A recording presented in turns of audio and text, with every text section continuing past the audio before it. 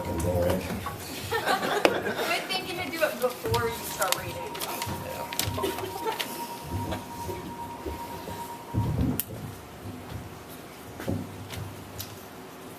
Well, thanks for hanging around for the last reader, and thanks to the hosts, Nick and Sean and Jeff, for making this mixer happen. I wrote this piece of creative nonfiction in reply to a question I am often asked. Why do you write horror fiction? What you are about to hear could be fact, fiction, or half serious. You decide. So why do you write horror, Bjorn? I write horror because I hate comedy.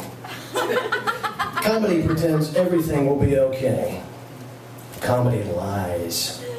Life is not cute drama, snappy comebacks, or platitudes in a vacuum. Life is cutthroat and brutal. There's more darkness than light. Jokes are black magic. Jokes mask the symptoms of a sick world. The truth is, the best smiles have a price tag, and the clowns are the first to die. Lie and people laugh. Tell the truth and they scream. Want some proof?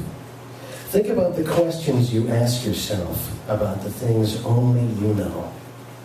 Self-awareness makes us wiser. So why horror? Well, the world needs poison. It keeps the rest of us alive. That's why I write horror fiction. Let me tell you a story about my need for darkness. Once upon a time, when I was young, I asked my mother why people watch horror movies. She said, some people like being scared. She was one of them. My parents would never describe themselves as horror aficionados, but they love darkness. How else would an 8-year-old get to watch John Carpenter's The Thing? It scared me so bad I had to say the Lord's Prayer every night with my mother for a month. I went to bed. I was at an impressionable age. Even some commercials scared me. Remember Kool-Aid Man? Oh yeah, here comes Kool-Aid. I'm gonna chase your thirst away. Chase you until I kill you. Oh yeah. At school, I would imagine the worst possible outcome to relieve boredom. When my class watched a Smokey the Bear video, I imagined Smokey saying things he wouldn't really say. One careless second of the match, and America the Beautiful becomes America the Ugly. Only you can start forest fires. That's right, Smokey. The world goes up in flames, and oh, how pink and black you turn when your fur burns away. The truth is, I don't like blood. I don't like blood on me. I don't like scrubbing blood off my knuckles and my shoes. I don't like buying new clothes or mine get drenched with blood. Is that why you have new clothes all the time? That's my wife. Thank you, sweetheart.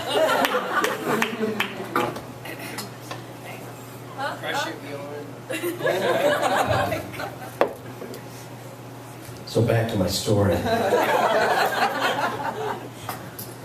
There was a video store in a mini mall about a half mile from where I grew up, called the last video store on the left. This was back when you still had to rent a VCR and a plastic shell case and screw the wires into the back of your analog TV. This place had specialty videos mostly. Porn, horror, grindhouse, and comedy and family titles were just for show. I would wander around while my parents decided what movie they would watch after my sister and I went to bed. What I wanted were the things I wasn't supposed to see. And see I did. The cover boxes of horror movies were like keys to forbidden doors. Freddy, Jason, and Michael Myers killing teenagers. Gizmo getting wet. Chucky trying to murder Andy. Pinhead sucking people into hell. And then the harder stuff I'd never heard of on the playground, like I Spit on Your Grave, The Wizard of Gore, Silent Night, Deadly Night. Imagine how that one would go. Sorry, kids, Santa's not coming down the chimney because he's too fat and too drunk. Mrs. Claus put LSD frosting on the cookies and butchered the elves. For me, VHS tapes were the sick and twisted unknown. The clean-cut owner of the video store would lean over the glass counter at all hours, but he never recognized me.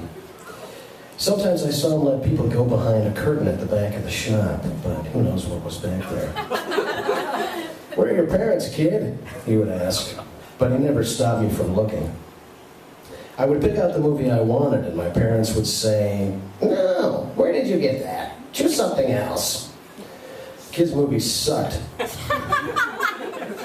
Lighthearted fun made me want to burn something.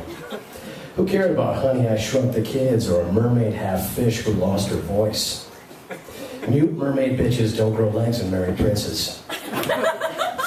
Strangely enough, that video store did burn down. Half the mini mall with it. Luckily, nobody died, but the tapes, well, have you ever smelled a videotape burn?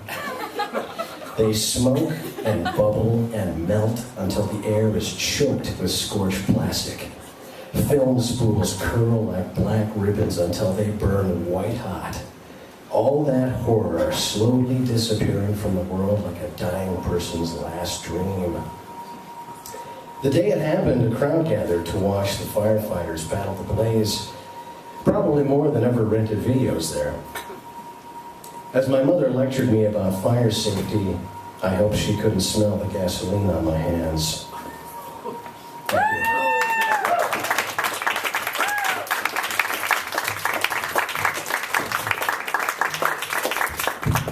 Bjorn from the CCA.